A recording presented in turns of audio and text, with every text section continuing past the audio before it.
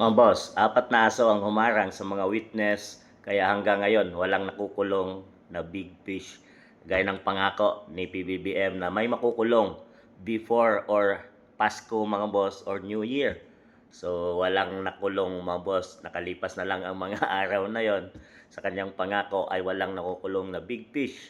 So dahil dyan, dahil sa kanyang mga protector na sinasabing 4 na aso ang maharang.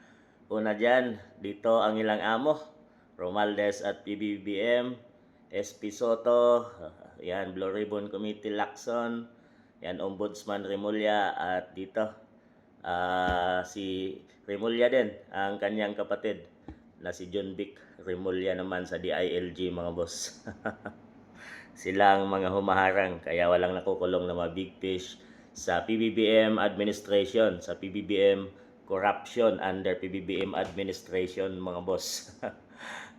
Kaya naman ito, tagapagtanggol ng pamahalaan. Kaya naman patuloy na lumalaganap ang mga taong corrupt sa PBBM administration, lalo na dyan sa Kamara mga boss, na umpisa ng mga big fish na andyan mga boss, yung mga contractor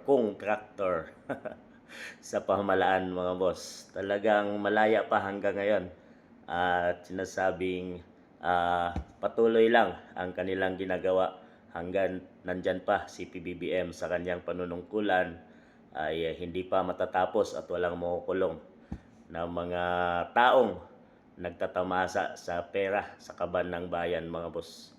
At ang magiging kawawa na lang talaga dito ay ang mga mamamayang Pilipino na patuloy na nagdurusa sa mga walang trabaho, pagtaas ng mga bilihin at mahal na mga bilihin mga boss, gaya ng bigas, sangkap, mga gulay at petrolyo. Yun mga boss, nagsitaasan na dahil sa corruption na nangyari sa ating bansa. At talagang kailan kaya matatapos ang lahat ng to?